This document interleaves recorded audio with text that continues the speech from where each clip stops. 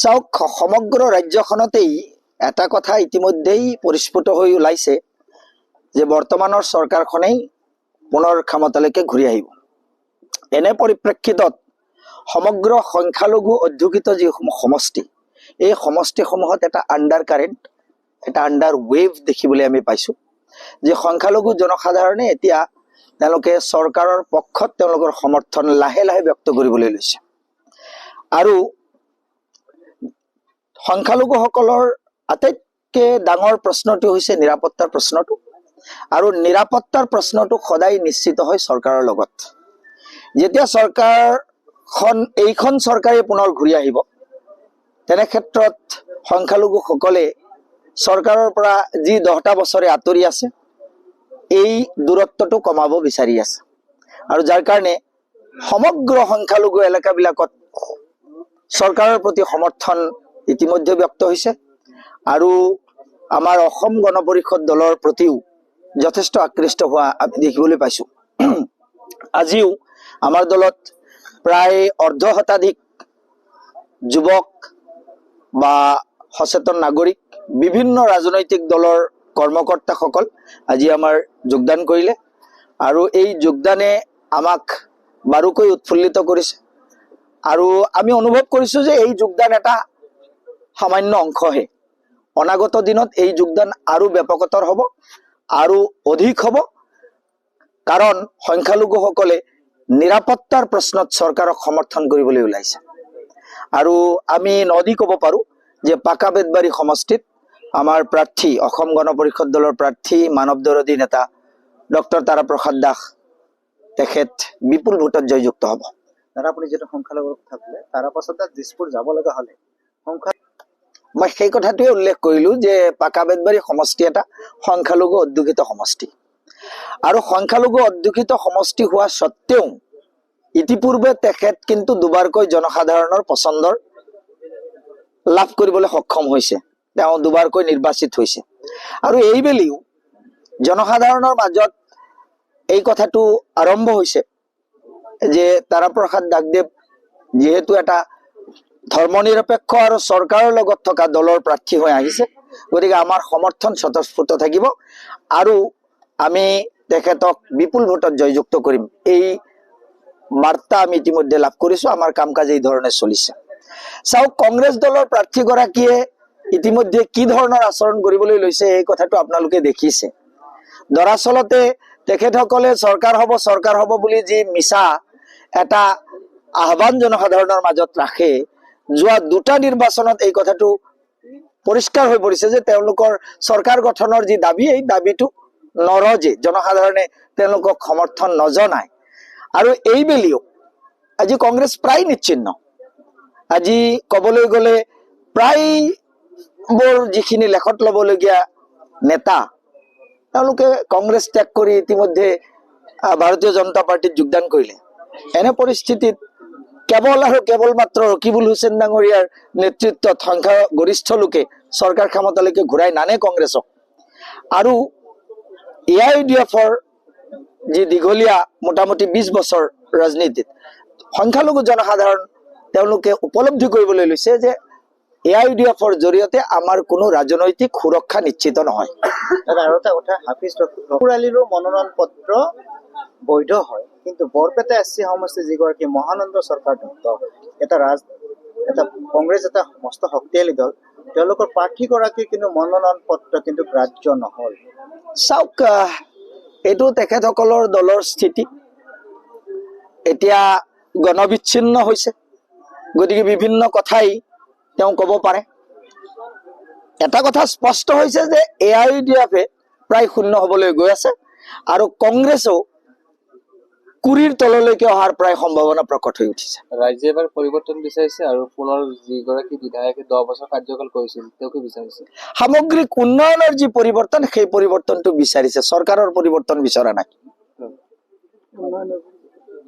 উন্নয়নৰ জৰিয়তে যি পৰিৱৰ্তন হয় সেই পৰিৱৰ্তন বিচাৰিছে। আৰু অৱশ্যে এই উন্নয়নৰ কাৰণে পাকা বেতবাৰী সমষ্টিত পৰিৱৰ্তন কৰিব লাগিব। আৰু সেই পৰিৱৰ্তন ইতিমধ্যেই প্ৰকাশ পাইছে। ডক্টৰ তাৰাপ্ৰসাদ দাসদেৱৰ জনসমৰ্থন প্ৰতিদিনে বাঢ়ি গৈ আছে। আজি যোগদান হ'ল, আৰু এনেধৰণৰ যোগদান আৰু হ'বলগীয়া আছে। তেওঁসকলে আমাক আমন্ত্ৰণ কৰি আজি গ'ল।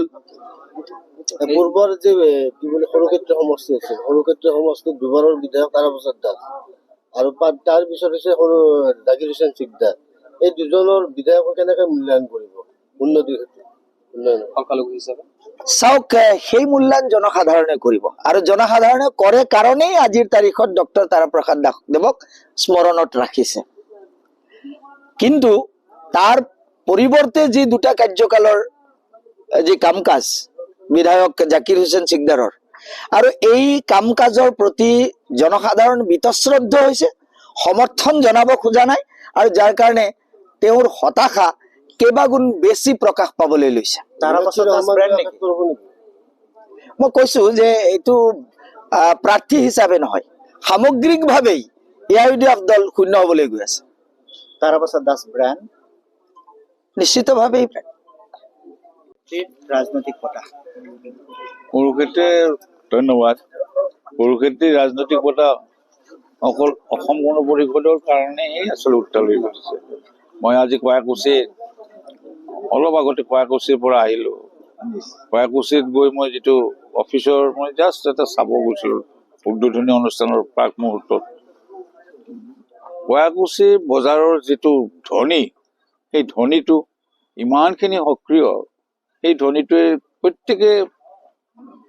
প্ৰত্যেকে ৰাস্তাৰ পৰা ওলাইছে আহি তাৰাদাস জিন্দাবাদ, তাৰাদাস জিন্দাবাদ, এই যে ধ্বনি, এই ধ্বনিটোৱে মোক কৈ দিয়ে 2001, 2011 এই সময়ৰ ধ্বনিটোৰ নিশ্চয় একেই ধ্বনি। সেইটোৱে সূচাই যে মোৰ নিশ্চয় জয়ৰ ধ্বনিটো নিশ্চয় 9 এপ্ৰিলত প্ৰকাশ পাব। হয় ছাৰ, আপুনি সেই সময়ত আপুনি নিজে স্বীকাৰ কৰিছে, যথেষ্টখিনি কৰিছে, কিন্তু AUDF দলে দল এটাৰ পৰা আপুনি কিন্তু তাৰ পৰা আহিব লগা হয়। AUDF দল মানে সেইটো মই ব্যক্তিগতভাৱে কাকো আক্ৰমণ নকৰো, কিন্তু তেওঁলোকেও নিশ্চয় বুজিছে এতিয়া বা বুজি আছে যে AUDF ভিতৰত কি আছে কি নাই। গতিকে য'ত নেকি স্বয়ং বজৰুদ্দিন আহমেদ আজমল চাহাব এটা সময়ত পৰাজিত হৈছিলে, তেওঁ গোটেই দলটোৱে ধ্বংস কৰি পেলালে। এতিয়া এই ধ্বংসস্তূপৰ পৰা আৰু কেনেকৈ ওলাই আহিব? গতিকে সাময়িকভাৱে তেওঁলোকে হয়তো অলপ উত্তেজিত হৈছে, এতিয়া মোক দেখি আৰু বেছি উত্তেজিত হৈছে আজিৰ পৰা। গতিকে সেইটোৱে সূচাই, মানুহ যেতিয়া উত্তেজিত হৈ পৰে, খং ৰাগ আহি পৰে, তেতিয়া বুজিব যে ভিতৰত স্খলন আৰম্ভ হৈছে। এই যে 2001 বাঘগৰাকী আকৌ এইবাৰ জাগি উঠিছে নেকি? মই বাঘ শব্দটো নকওঁ, মই সিংহ হিচাপে আছো। বনত এজনে থাকে সিংহ, কাৰণ নেউল, তাৰপিছত এই যে সৰু সৰু কিছুমান চৰাই থাকে, চৰাই চিৰিকটি তাৰ ওচৰত নাথাকে, এই বান্দৰ ওপৰত থাকে, বহুত ওপৰত গুচি যায়। গতিকে মই বেলেগবিলাকক একো নকওঁ যে মই সিংহ হিচাপে থাকিম। সিংহৰ পোৱালি এটাই থাকে, আৰু সিংহৰ পোৱালি যিদৰে গৰ্জন কৰিব লাগে, আৰু সেই গৰ্জন আৰম্ভ হৈছে, আৰু এই গৰ্জনে নিশ্চয় ধ্বনি হিচাপে গোটেই পাকাবেতবাৰী সমষ্টি প্ৰভাৱিত কৰিব। পাকাবেতবাৰী সমষ্টি নেশ্যনেল হাইৱেৰ পৰা কয়াকুছি যোৱা ৰাস্তা, এইটো 10 বছৰ আগতে আপুনি নিৰ্মাণ কৰিছিল। হয় হয়, এতিয়া সেই ৰাস্তাটি যাব নোৱাৰি, মোটামুটি ডেইলি দুৰ্ঘটনা সংঘটিত হয়। এই ৰাস্তাটোৰ 10 বছৰ মই একচুৱেলি সেই সময়ত মই যেতিয়া 2001 চনত যেতিয়া মই নিৰ্বাচিত হৈ জয়যুক্ত হৈছিলো, তেতিয়া মোৰ সেই সময়ৰ পৰিকল্পনা আছিল যে ৰাস্তা পকীকৰণ কৰিব লাগে। ৰাস্তা মানুহৰ যোগাযোগৰ যিটো আত্মা, সেইটো হৈছে ৰাস্তা। আৰ্থিক সচ্ছলতা কেনেকৈ আহে গাঁও অঞ্চলত? ৰাস্তা ঘাটে আনে। ৰাস্তা ঘাট যদি বেয়া হয়, ৰাস্তা ঘাটত যদি কোনো যোগাযোগ ব্যৱস্থা ভাল নাথাকে, তেনেহলে মানুহ দুৰ্গতিত পতিত হয়। সেইকাৰণে হয়তো আজি কোনোবা কাৰণে কি কাৰণত হয়তো মানে ইনচিডেণ্টেলি হৈছে না এক্সিডেণ্টেলি হৈছে সেইটো নাজানো, কিন্তু মোৰ পৰিকল্পনা মই এইটো কৈছো যে এইবাৰত যদি মই বিধায়ক হওঁ বা আল্লাহ তাআলাই যদি মোক বিধায়ক বনায়, তেতিয়াহ'লে আপোনালোকে দেখিব যে বৰপেটাৰ পৰা কয়াকুছি হৈ একেবাৰে ভৱানীপুৰলৈ সেইটো ডাবুল ষ্ট্ৰেংথ হ'ব। ডাবুল, যিটো দুইফালে যেতিয়া ৰাস্তা থাকে, মাজত যেতিয়া ষ্টেপিং হয়, তেতিয়া ডাবুল হৈ যায়। আৰু সেইটো হ'লে তেতিয়াহ'লে বহুত মানুহৰ নিৰাপত্তাখিনি বেদিত নহ'ব। এই যেতিয়া আমাৰ ৰাজ্যত উচ্ছেদ হৈছিল সংখ্যালঘুসকলৰ বিভিন্ন সমস্যা হৈছিল, তেতিয়া কিন্তু সৰুক্ষেত্ৰী সমষ্টিৰ যিগৰাকী বিধায়ক, কংগ্ৰেছ বিধায়ক, কোনো ধৰণৰ মাত মাতা নাছিল।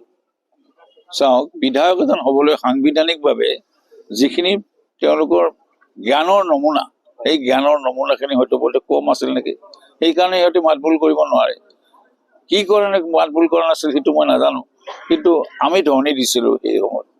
সেই ধ্বনিৰ প্ৰতিধ্বনি হিচাপে হয়তো আমি এতিয়াও চিৰজীৱ হৈ আছো, কাৰণ সকলোৱে জানে যোগ্য ব্যক্তিক যোগ্য স্থানত যেতিয়ালৈ নিদিব তেতিয়ালৈ তাৰ প্ৰত্যান নাই। আজি হয়তো তেওঁলোকে বুজিছে, আৰু বুজি হয়তো আকৌ মোক আঁকোৱালি লৈছে বা আঁকোৱালি ল'ব। ছাৰ, কিছু সময় পূৰ্বে জাকিৰ হুছেইন চিকদাৰে ক'লে 1 লাখ ভোটত জয়ী হ'ব, আৰু কৈছে যে মই যিসকলে মোৰ লগত ইলেকশ্যন খেলিছে তেওঁলোকক মই হৰুৱাই থৈছো। এইটো তেওঁলোক কাল্পনিক কথা।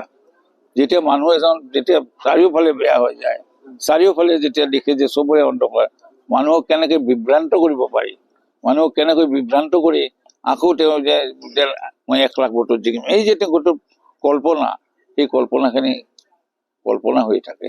এইটো হৈছে তেখেতৰ মনৰ এটা উদ্ভৱ যে মই হাৰি গলো। এই হাৰি গলটো কেনেকে লুকাই থাকে, এই যে 1 লাখ ভোটত জিকিম বুলি কয়, সেইটো এটা কল্পনা। কিছু পৰিমাণে ফ্ৰাষ্ট্ৰেটেড নেকি?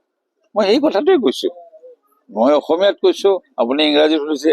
ফ্ৰাষ্ট্ৰেশ্যন কেতিয়া আহে আপোনালোকে জানে, মই চায়েন্সৰ ল'ৰাটো, গতিকে চায়েন্সৰ যিটো এটা কথা আছে, যেতিয়া বিজ্ঞানৰ যেতিয়া ব্ৰেইনৰ যেতিয়া গ্ৰে মেটাৰ, ইয়াৰ ব্ৰেইনত 2টা মেটাৰ থাকে, গ্ৰে মেটাৰ আৰু হোৱাইট মেটাৰ। গ্ৰে মেটাৰটো যেতিয়া ষ্টিমুলেট আৰম্ভ কৰে তেতিয়া মানুহ থাকিব নোৱাৰে। মানে কেনেকুৱা হয় মানুহজনৰ অৱস্থা, সেইটো এটা নেদেখিলে বুজিব নোৱাৰি, আৰু বোধহয় তেখেতৰ সেনেকুৱাই অৱস্থা হৈছে। আৰু সেইকাৰণে তেখেতে উদ্ভৱ লৈছে যে মই যিখন চেয়াৰত লৈ আছিলো, মই আজি 10 বছৰ তাত কেনেকে মানে থুৰ মাৰ খা এনেকুৱা কৰি আছিলো, লাহে লাহে মোৰ পতনৰ দিশে আহিছে। এই কথাখিনি তেখেতে নিশ্চয় নিজৰ ভিতৰত এটা উদ্ভৱ লৈ তেখেতে কেনেকৈ আৰু হাত সাৰিব পাৰে সেইটো চিন্তা কৰিছে।